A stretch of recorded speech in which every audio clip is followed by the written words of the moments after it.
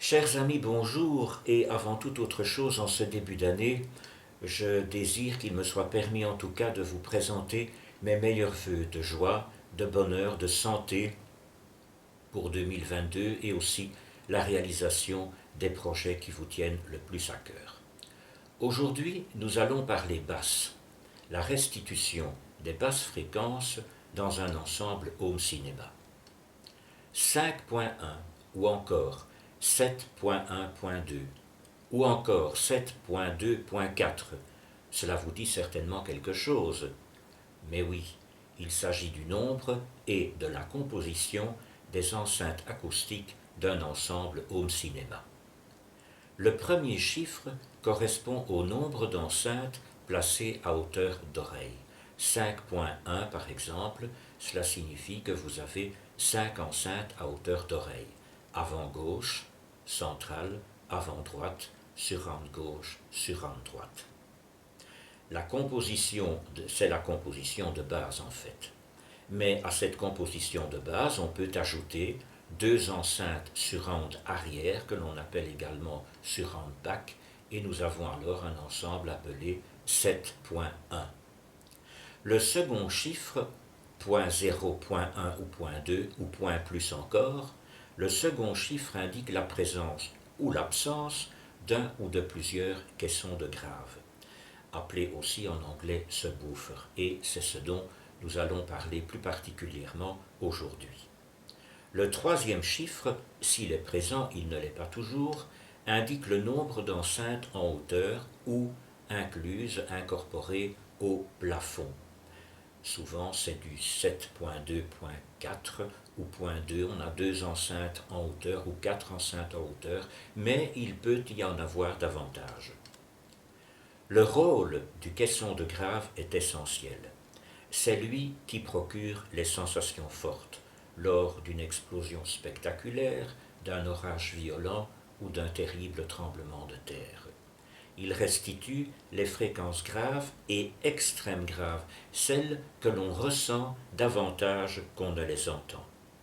Même si les enceintes principales sont des colonnes qui descendent très bien dans le grave, le caisson de grave, quand il est présent, donnera plus d'impact et de punch aux scènes de votre film où cela est nécessaire.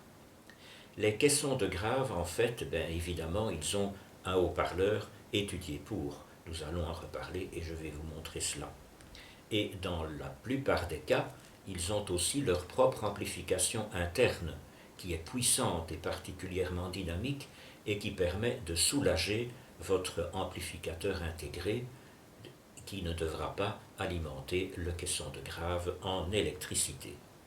Pratiquement toutes les marques ont une gamme de caissons de grave à leur programme. Certaines marques se sont même spécialisées dans les caissons de grave.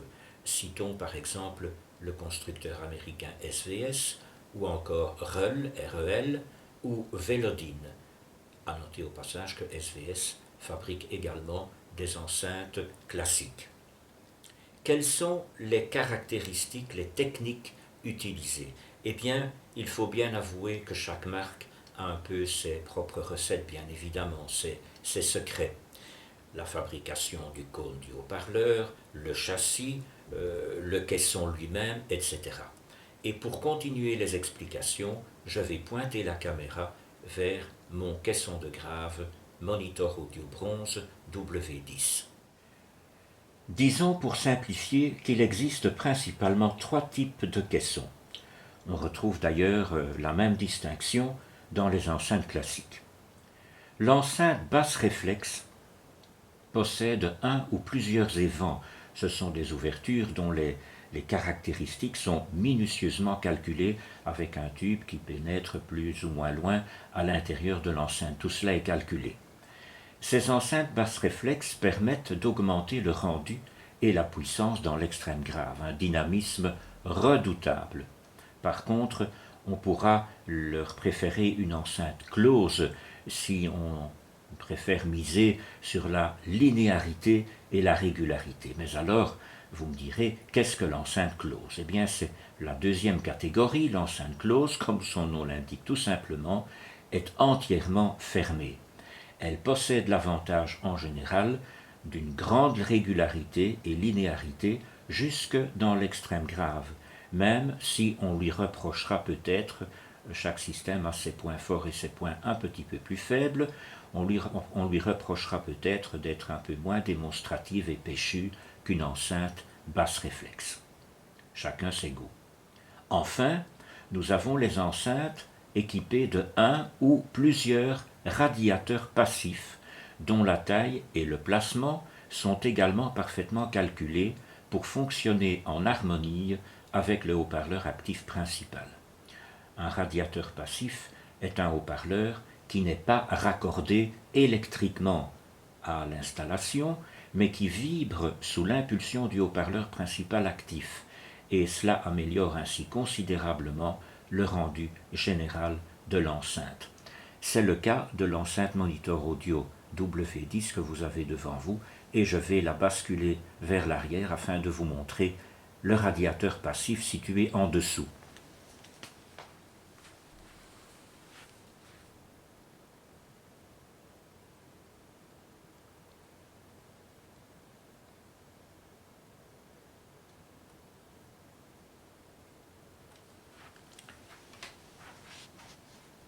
Il existe des modèles de haut de gamme qui procurent des performances époustouflantes et qui sont même souvent équipés d'une égalisation électronique permettant à l'enceinte d'offrir les meilleurs résultats tenant compte de l'acoustique de votre pièce. Voyons en images quelques petits exemples au passage. Je citerai donc volontiers par exemple Bowers & Wilkins avec sa gamme DB. La DB3D que vous voyez sur l'image maintenant, par exemple, possède un ampli de 1000 watts et deux haut-parleurs très sophistiqués de 20 cm placés dos à dos dans le caisson.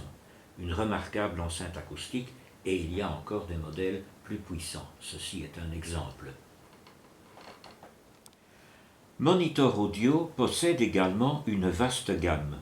Prenons l'exemple de la remarquable Gold W12 que vous voyez, avec un haut-parleur avant de 30 cm, secondé par deux radiateurs passifs placés sur les côtés gauche et droit de l'enceinte. 600 watts de puissance continue et correction acoustique très complète avec microphone.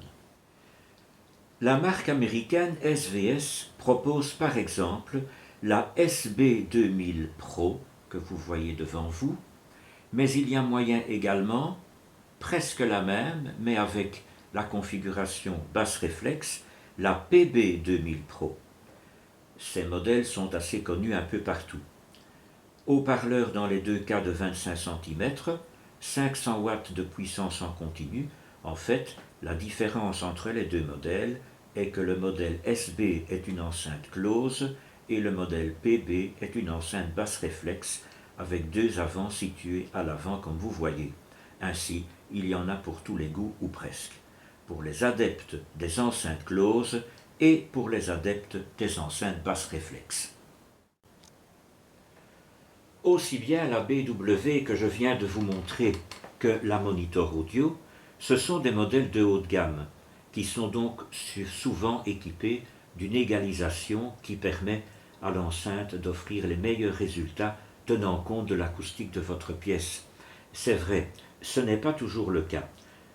Le prix, quant à lui, rassurez-vous, à côté de ces modèles de gamme que j'ai cités par exemple, il existe des caissons de grave pour bien moins de 1000 €. Voyez sur vos sites de revendeurs préférés et vous serez rassurés. N'oublions pas que ces modèles plus abordables ne possèdent pas de correction acoustique réglable. C'est pour ça que je me permettais de rappeler la différence. Cette correction acoustique présente sur les modèles de haut de gamme est absente évidemment sur les modèles de plus bas de gamme. Mais qu'à cela ne tienne, les amplis home cinéma modernes possèdent des systèmes de calibrage automatique qui feront déjà de l'excellent travail d'amélioration du rendu dans votre local d'écoute. En outre, il est important de souligner combien le traitement acoustique de votre pièce est important. Ceci sort de cet exposé, mais rappelons une règle fondamentale. La meilleure installation du monde ne donnera que de piètres résultats dans une pièce quasi vide et très réfléchissante. Il existe des matériaux spécifiques permettant de contrôler les réflexions néfastes. Mais commencez par mettre du tapis au sol pour recouvrir du carrelage. Placez des pestentures devant les surfaces vitrées ou des tapisseries accrochées à certains murs. Meublez la pièce d'une bibliothèque bien fournie, d'un canapé, de fauteuils recouverts de coussins. Tout cela contribuera déjà à améliorer sensiblement la qualité sonore de votre précieuse installation. Voyons à présent comment brancher son subwoofer à son processeur ou à son ampli intégré Home Cinéma. La solution la plus logique et la plus performante est d'utiliser un câble Kinch ou RCA, je vais vous montrer cela dans un instant, et de connecter la sortie préamplificateur sub 1 à l'entrée LFE du premier subwoofer et la seconde sortie préamplificateur sub 2 à l'entrée LFE du second subwoofer. Voici le schéma de l'arrière de l'ampli Denon AVC X6700. Vous voyez ici les sorties pré-out avec le front, le center, le surround et tout. Et vous avez deux sorties subwoofer ici. Voilà, j'espère que l'on voit sur la caméra, sur l'écran de l'ordinateur, la petite flèche qui indique ces deux sorties subwoofer. C'est très important. Et où va-t-on aller avec le câble? Les câbles. Avant le calibrage de votre installation, mettez le bouton de volume du subwoofer à la moitié de sa course. Le voilà ici, mettez-le à la moitié de sa course. S'il y a lieu de modifier quelque peu la position de ce bouton de volume, votre système de calibrage vous le signalera normalement avant de commencer son travail. L'entrée Kinch, d'un côté, il faut raccorder ce câble Kinch à la sortie pré-out sub 1, sub 2 du préamplificateur, du processeur ou de l'ampli Home Cinéma comme nous venons de le voir, et de l'autre côté, il faut entrer dans le subwoofer. Eh bien, nous allons entrer par l'entrée LFE, qui est le canal d'extrême grave. Voici l'entrée et voici le câble Kinch en question qui sert à véhiculer le signal de l'extrême grave. Vous voyez aussi qu'il y a deux autres entrées juste en dessous. Elles servent aux personnes qui utilisent un subwoofer dans une installation stéréo et qui doivent utiliser ces deux entrées qui doivent être connectées de l'autre côté aux sorties préamplificateurs de leur ampli stéréophonique. Et alors à ce moment-là, le bouton de filtre va servir. Où est-il? Le bouton de filtre du subwoofer, le voici. Il est juste à gauche du volume sur ce subwoofer-ci. Et ce bouton de filtre du subwoofer n'influence normalement rien lorsque vous utilisez l'entrée LFE. Il sert uniquement lorsqu'on emploie les autres entrées. Votre ampli déterminera, avec le calibrage, la fréquence de coupure au-dessus de laquelle il n'enverra plus de signal au subwoofer. Souvent, par défaut, cette fréquence est réglée sur 120 Hz sur l'amplificateur.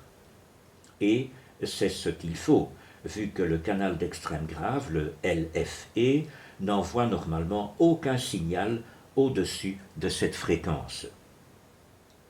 Le bouton de phase, il y a un petit bouton de phase qui se trouve ici, le voilà, ici. Le bouton de phase est réglé par défaut sur 0, et c'est ce qui convient dans la majorité des cas. C'est le cas ici, avec mes subs qui sont placés à côté des enceintes principales.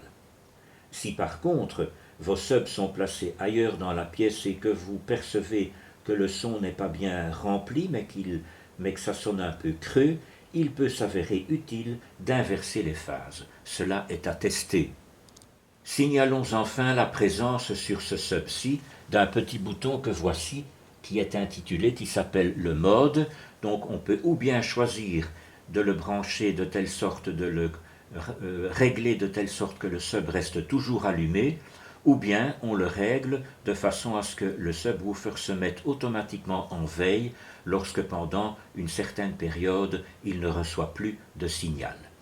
Le sub W10 bronze que vous voyez devant vous possède également ici des petits réglages possibles pour ajuster la courbe de l'extrême grave selon que l'on écoute plutôt de la musique ou plutôt que l'on regarde des films. Cela dépend évidemment des goûts, c'est un réglage moins important. Notons enfin, pour être tout à fait complet, qu'évidemment, votre subwoofer possédant son ampli interne intégré, il est nécessaire de l'alimenter en électricité, et voici le câble électrique de raccordement. Une autre question très importante sera à présent de se demander où placer les subs dans la pièce. Question cruciale et délicate. Les fréquences graves sont les plus difficiles à gérer. Elles vont dans tous les sens, rebondissant sur les murs, et elles se heurtent les unes aux autres, de sorte que parfois, à certains endroits, les basses s'annulent au point de ne presque plus les entendre, et à d'autres endroits, elles s'amplifient de manière désagréable. Pour limiter ce phénomène et pour apporter une meilleure linéarité et stabilité des basses, la première recommandation est de prévoir 2 caissons au lieu d'un seul. Placés à des endroits différents, les délicats problèmes d'ondes stationnaires seront sensiblement moins gênants. Cela est d'autant plus facile qu'actuellement, de nombreux amplis modernes possèdent, comme nous l'avons vu, 2 sorties Kinch pour les subwoofers, et on peut souvent les calibrer séparément, c'est le cas de Denon Marantz. Encore une fois, répétons, on ne le dira jamais assez, l'importance de l'acoustique. Et enfin, certains font de longs essais en changeant leur sub de place, puis en retournant au lieu d'écoute de référence pour percevoir les différences. Pourquoi pas, ils essaient de trouver l'endroit où placer le subwoofer, là où le résultat sera le meilleur. Cela peut aider, mais concrètement, vous n'avez pas nécessairement la possibilité de mettre votre caisson de grave n'importe où. Revenons à ma configuration. On place souvent les subs à gauche et à droite des enceintes principales parce qu'aussi, ce sont les endroits les plus commodes pour les installer. Il n'est pas possible de les déplacer n'importe où. J'ai fait le choix de ne pas les placer dans les coins car cette position renforce fort les basses et je me suis rendu compte que cette position-ci donnait très très bien dans mon petit local tout en étant compatible avec la place dont je dispose. Mais rien ne vous empêche d'essayer plusieurs formules jusqu'à ce que vous trouviez ce qui vous convient le mieux. Je bouge quelque peu la caméra pour bien vous montrer également les colonnes. Vous voyez ici le côté gauche avec le haut-parleur, donc la colonne de gauche et le subwoofer placé juste à côté, puis les appareils, les amplis et le processeur, et à droite c'est la même chose, vous avez la colonne de droite et le subwoofer placé juste à côté. Merci de votre écoute, merci aussi à Cachemire44 qui m'a suggéré de vous parler basse aujourd'hui. Je vous souhaite encore de merveilleux moments home cinéma et vous remercie donc vivement de votre attention. À plus.